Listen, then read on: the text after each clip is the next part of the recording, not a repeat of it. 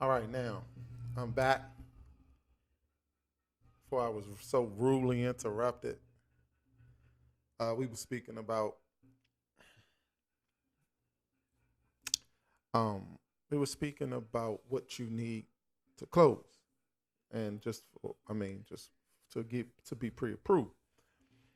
And what I was saying was, you need the credit, you need employment history, you need, of course, the income from your employment, and you're going to need cash to close, verifiable income. Now, there is a such thing called a gift, right? Let's just talk about cash to close and closing costs in general. So, in order to close, you'll have your down payment. That is a portion, usually about 3% of what you would have to pay, um, which is a down payment, just what you would have to put down. Excuse me. Then you would have your CTC, remember, cash to close. Your cash to close would consist of things like taxes, um, recordation, and you got recording. You got the fees from the settlement company. You have title fees. So all of these different fees will add up, and that consists of your closing costs. So you got down payment, and then you have closing costs, right? So these are some things that you need to know. And all of that will equal up to one number, which is what you would have to bring to closing the day of closing. So you'll have your down payment and also your cash to close, and then you'll have that last number. So in order to get pre-approved, you can still be pre-approved really without money, but what's the use of having a pre-approval um, if you don't have the money? Because then you can't even write an offer. You see what I'm saying? You damn sure can't write an offer and close on it because you don't have any money. It's going to take money to buy the house. So just want to keep you guys mindful of that. So why did I say all that? Now it's tax time. Tax time is here. It's February. We're approaching almost. We'll be in the teens soon. People will start receiving refunds if you haven't already. This is the time that you save your tax money or whatever money from whatever checks that you get, and you apply that plus whatever money you're able to save if you are from your job. And this is how you can come up with your closing costs. Because when you throw a number out there and you say 3%, or not even just the percentage of what you, not even just your down payment. Let's just say we're talking about your total closing costs. It's probably going to be around $30,000. So if you're able to get six, seven, $8,000 back from taxes, then that's a great start. Because then a person like me, a realtor, we can come in, we can ask money from buyer, from the seller. We can also get you down payment assistance, which may cover your whole down payment. All you have to do is bring the cash to closing. And sometimes it works where you get a check back, where you buy in the house and you get a check back at closing. So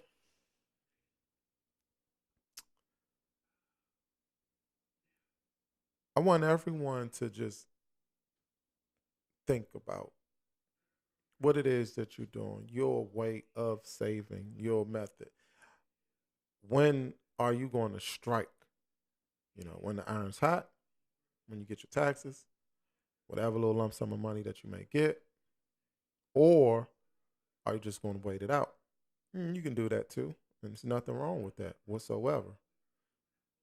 The only thing is that if you do wait it out, then the money that you're paying, that you're renting, is going out the window. Now, that's the only drawback to waiting. The money that you're paying for rent is going out the window when some of that money could be paying down the principal of your home. Only drawback. I talked to one of that shit hard as I talked to one of my clients. She was paying 2,500 a month. And I told her, I said, listen, I understand, you're renting in a nice area. But I said, so let me tell you this. If your house was the same price, the only difference would be, and we just do it in increments. Nah, don't even do it in increments. We'll do the whole thing. If your mortgage was the same month as your rent, just 2,500 a month, at the end of this year, regardless, your rent won't change. It will only go up. It won't go down. But that would be $35,000 that you put into your apartment, your rental home, whatever. Yeah, $35,000 just for you waiting 1 year. That's just 1 year. What if you waited two? That's 70. That some of that could have been paying down the principal of your home. Let me give you an example. All right, you know what? Let's say you were in somewhere that was further out, right? And you still had a higher note. Well, let's just go with the same note, 2,500. Now, let's just say your house got a great house further out, somewhere cheaper, of course. And let's just say your house was $250,000, right? You paying 2,500 a month. Just want to use this for this same scenario, right? Actually, I'm gonna switch it. Take that back. So let's say your house was 175,000. 175,000. I'm be honest, y'all. Sorry. 175,000 is late, man. It's 11 o'clock. So let's say your house was 175,000. Your note was 2,500 per month. Let's break down what you're paying first so you can also understand. You got PITI, principal, interest, taxes, and insurance, right? Now, you're paying 2,500. So let's just say $1,000. $1,000 will go to your principal. Let's say 700 will go to your interest. That's just the bank's money, what they're keeping because they loaned you the big money. Taxes. Let's say your taxes were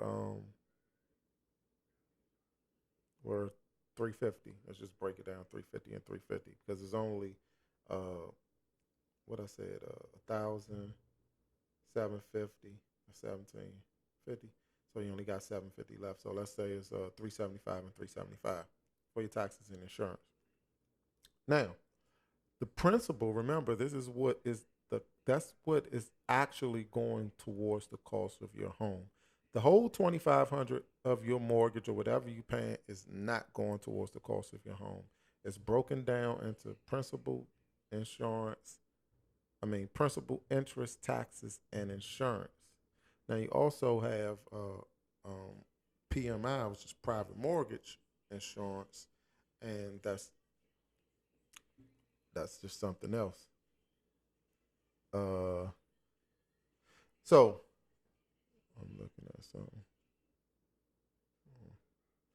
So anyway, principal, interest, taxes, and insurance. The principal is the amount that's actually paying down the cost of your home. So we said that was $1,000.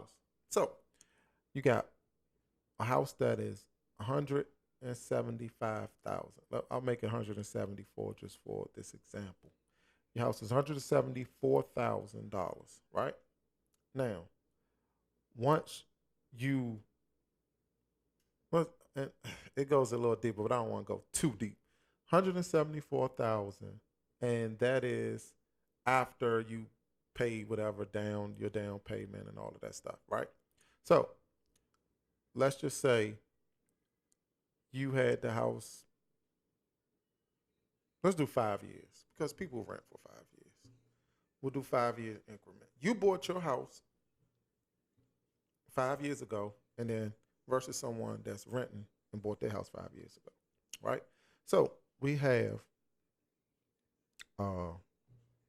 12, and remember the house is 174,000.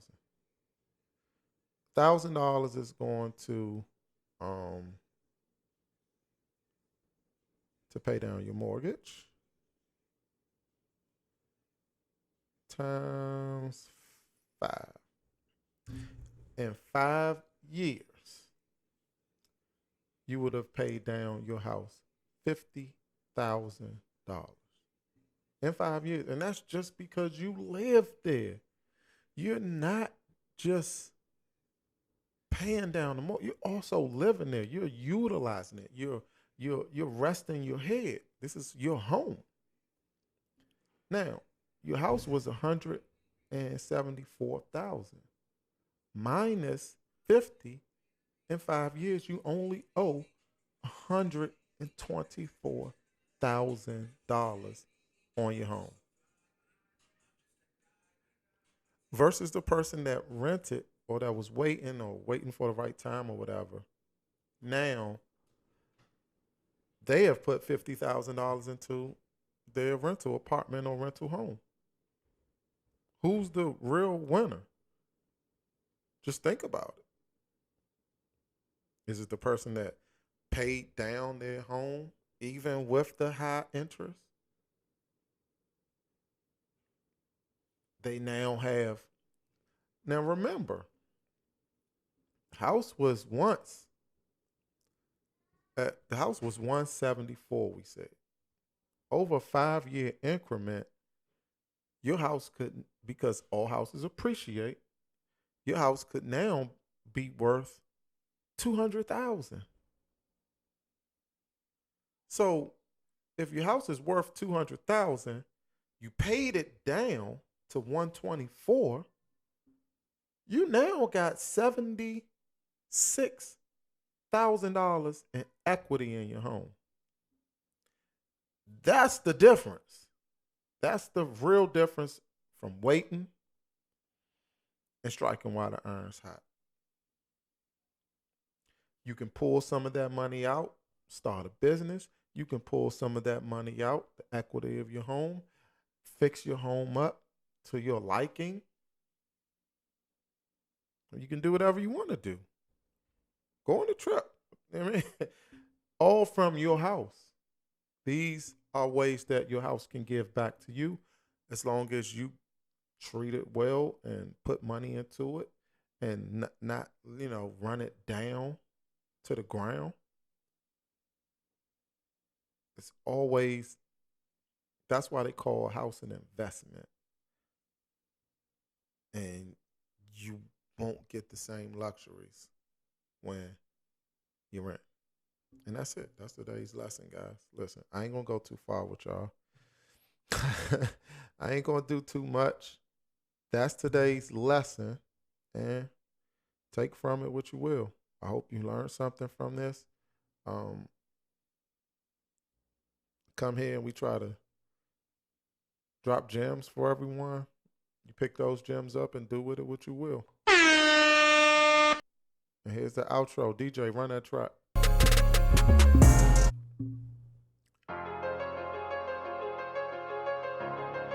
It's the Rich Realtor Show.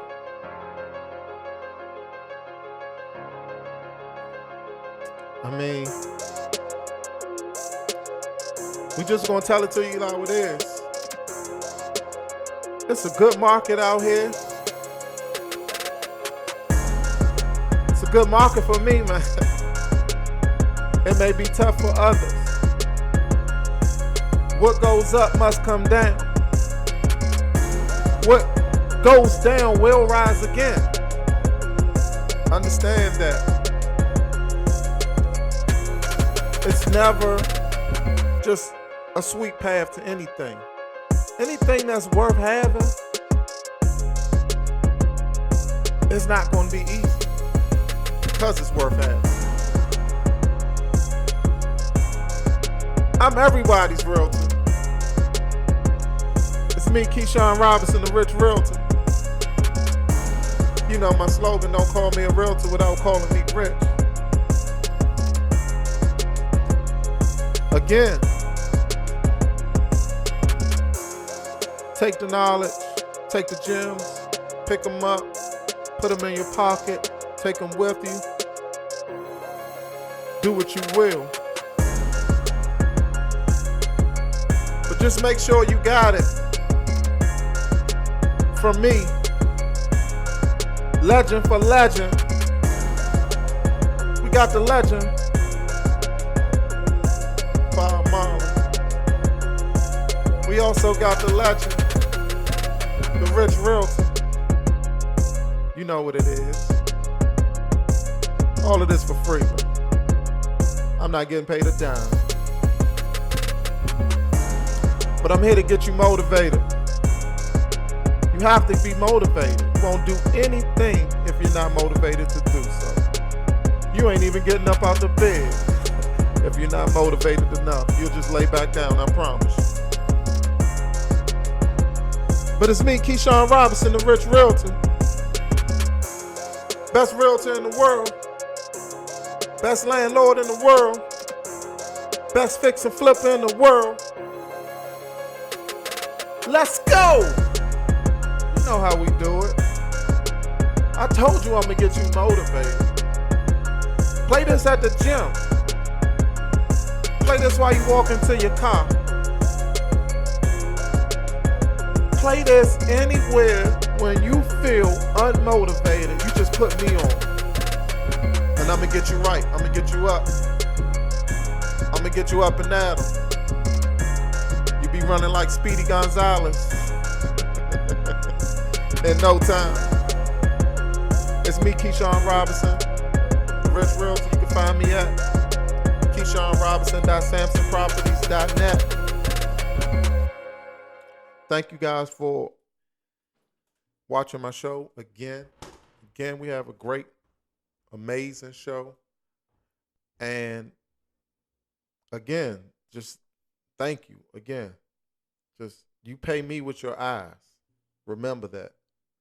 You pay me with your eyes. So with that being said,